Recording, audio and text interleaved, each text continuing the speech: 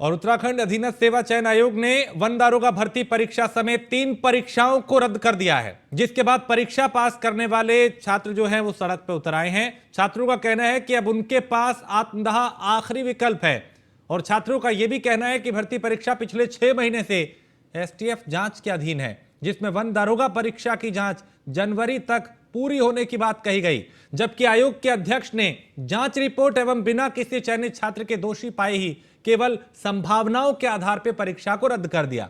छात्रों ने कहा कि यह परीक्षा ऑनलाइन माध्यम से में सीसीटीवी की निगरानी में संपन्न हुई थी। ऐसे में इसका सेग्रेगेशन जो है वो किया जा सकता था और जैसे ही इस प्रकार के प्रकरण में यूपीएसआई की हाल की परीक्षा में भी हुआ था और वन दारोगा के सफल अभ्यर्थियों को बार बार एसटीएफ ने भर्ती परीक्षा में गड़बड़ी नहीं पाए जाना बताया था। ऐसे में सफल अभ्यर्थियों में गुस्सा है। अभ्यर्थी आयोग एवं परेड ग्राउंड देहरादून में कड़ाके की ठंड में अनिश्चितकालीन धरने पर है।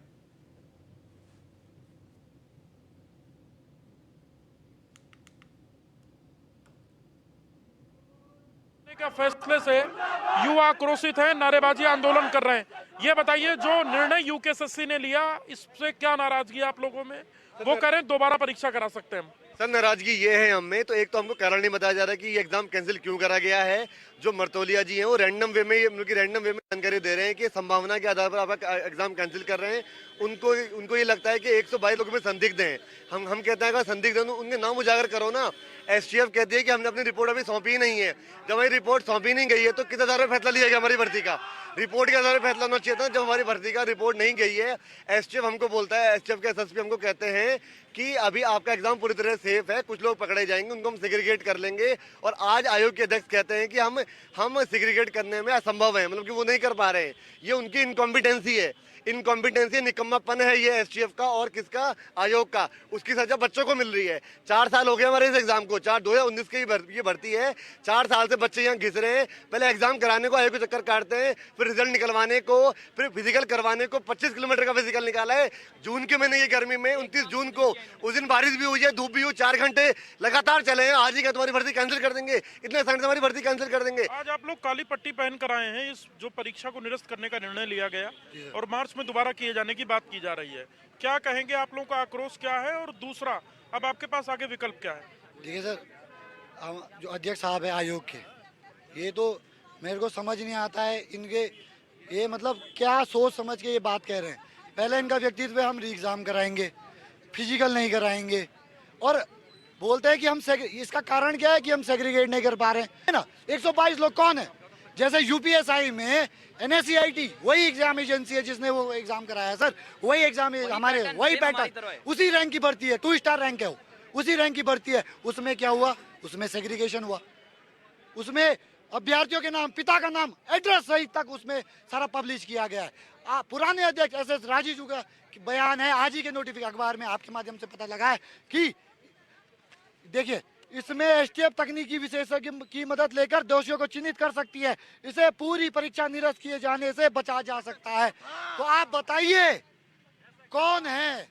मतलब आप बताइए, हम मूर्ख हैं, राजू जी मूर्ख हैं, कौन मूर्ख है? आप सब भली भांति जानते हैं। तो और कुछ भी अभ्यर्थी हैं जो पीछे खड़े हैं, इनसे बातचीत करेंगे, जो निरस्त होने के आदेश के दिन से आंदोलन कर रहे हैं।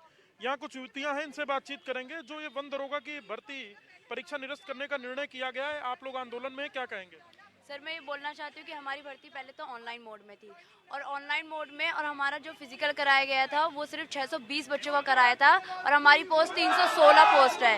तो सर, अगर उस टाइम पे भी हमारा दूसरी बार हमारी जांच की गई थी 620 बच्चों की और फिर जाके हमारा फिजिकल हुआ था। और सर, अगर तीसरी बार जांच करने के बाद भी अगर ये बोल रहे हैं कि इसमें कोई संदिग्ध पाया जा रहा है, पहले तो सर सेग्रीगेशन आराम से हो जाता है ऑनलाइन भर्ती में। तो मैं बोल रही हूँ 316 भर्ती हैं, आप करो ना 316। अगर मेरिट में से कोई ऐसा आपको मिल रहा है तो उनको बाहर निकालो और 620 बच्चों में से आगे करो। हमें हमारी भर्ती तो सर हमारे 5 साल बर्बाद हो गए, इससे ज्यादा हम नहीं कर सकते हैं। अगर आप हमारे 5 साल वापस कर सकते हो तो हम दोबारा पेपर में बैठने को रेडी है, नहीं तो हम अपनी भर्ती नहीं छोड़ेंगे। तो ये बहुत नाराजगी है युवाओं में। इनका कहना है कि समय भी बर्बाद हुआ और अब कहा जा रहा है दोबारा परीक्षा के लिए, जबकि सेग्रीगेशन हो सकता है। आप लोग आंदोलन कर रहे हैं, क्या कहेंगे? सेग्रीगेशन करने में क्या दिक्कत है? हमें भी नहीं पता चल पा रहा है कि सेग्रीगेशन में दिक्कत क्या आ रही है। पड़ोसी राज्य यूपी है, वहाँ आसानी से जो लोग जिन्होंने जो संदिग्ध पाए गए थे उनका सेग्रीगेशन हो चुका है। ये देखिए, ये रिपोर्ट हमारे पास पूरी है। यूपीएसआई का एग्जाम था जिसमें जो संदिग्ध पाए गए थे उनको आसानी से सेग्रीगेट कर दिया गया था, 6 लोगों को और 600 लोगों को, सॉरी, और बाकी लोगों को क्या हुआ, ज्वाइनिंग मिल चुकी है और अभी ये लोग ट्रेनिंग में है और अच्छी खासी इनकी सब कुछ अच्छे से चल रहा है। लेकिन हम लोग क्या है, 4 साल से हम लोग तैयारी कर रहे हैं। पहले हम लोग ने तैयारी करी, आज हम सड़कों पे आ रखे हैं और ये काला रिबन बांध कर हम लोग प्रोटेस्ट दिखा रहे हैं। यही कर सकते हैं, हम लोग के हाथ में और कुछ रखा ही नहीं इन लोगों ने करने के लिए। जिस दिन इन्होंने निर्णय दिया था उस दिन हम रात 3 बजे तक वहाँ पे बैठे रहे, लेकिन कोई बाहर नहीं आया, किसी ने ऑन रिकॉर्ड आकर के नहीं बोला कि सेग्रीगेशन में दिक्कत क्या है। हम ये खुद जानना चाहते हैं कि सेग्रीगेशन में प्रॉब्लम क्या आ रही है। तो कुछ और अभ्यर्थियों से भी बातचीत करेंगे। आप प्रेस कॉन्फ्रेंस वाले दिन से प्रदर्शन कर रही, मैंने आपको देखा। आप यहाँ गांधी पार्क में भी काली पट्टी आपने बांध रखी है। क्या आप लोगों की आयोग से कोई बातचीत हो पाई?